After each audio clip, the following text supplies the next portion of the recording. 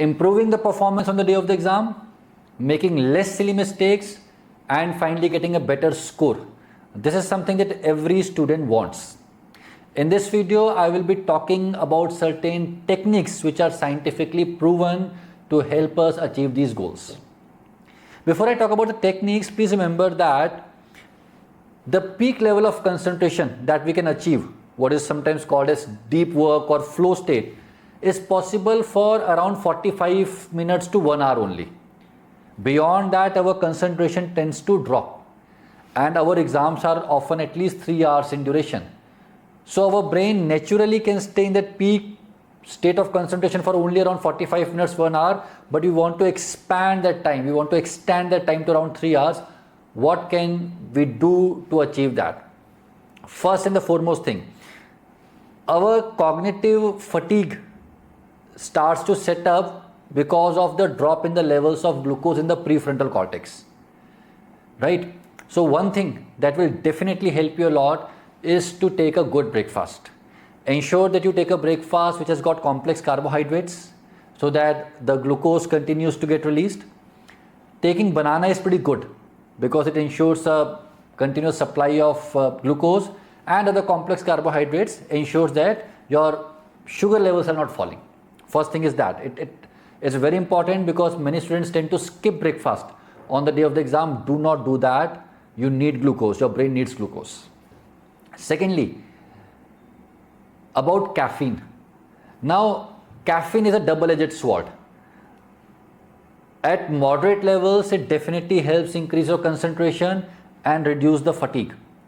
But at a higher level, it causes anxiety. And when we are anxious, we tend to make more mistakes.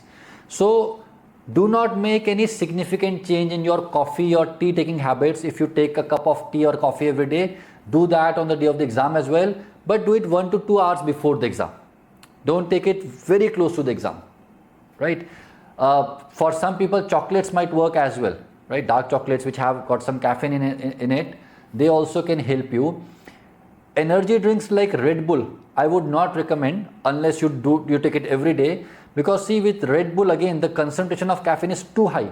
And again, we want our performance to increase, but we don't want to become anxious because anxiety will decrease it. So it's better to avoid things like Red Bull unless you are somebody who takes it every day.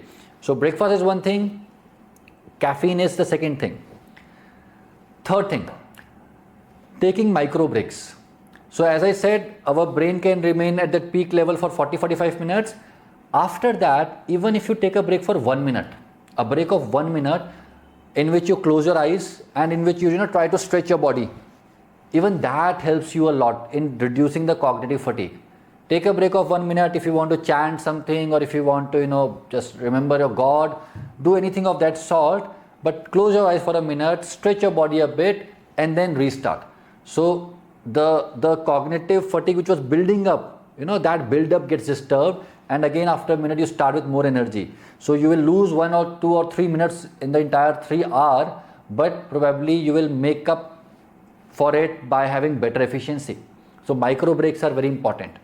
Fourth, it is well proven that positive self-talks help you a lot in enduring this pressure situation for a longer period of time.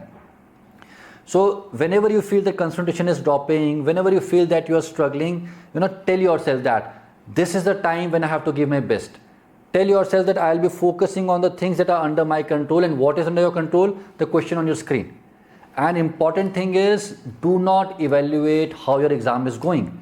During the examination, no matter how many thoughts come, I'm not getting the questions correct, or that I'm making mistakes, or I'm not able to answer, shut up your brain. Tell your brain that shut up, I'll be only focusing on things that are in my control. How the exam is going, I will evaluate it after the exams. So positive self-talk as much as possible, as many times as possible, but no thoughts about evaluation of the exam. And fifth, the last but not the least, sleep. If you take a sleep of 7 hours, 7.5 hours, 8 hours the night before the examination, you enter the examination with a fresh brain. A fresh brain is able to take the pressure for a longer period of time. Try to sleep well the night before. If you have been taking something like zolpidem or melatonin, you can take it, but don't take any new pill the night before the examination. You don't know how your body will respond to it. Reach the examination center at least 1 hour prior. You don't want to reach the examination center late and in the hustle bustle get anxious. Before entering the examination hall, it is a good idea to keep on listening to some kind of soothing music.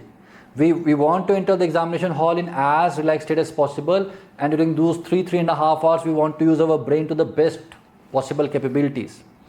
Do these 5 things, my dear students. It is going to have a significant impact on your performance. I don't need to tell you that even a difference of 1 mark can mean a difference of a lot of ranks finally. So we have to do everything possible to ensure that we use those 3.5 hours to the best of our capabilities. All the best. May God bless you all.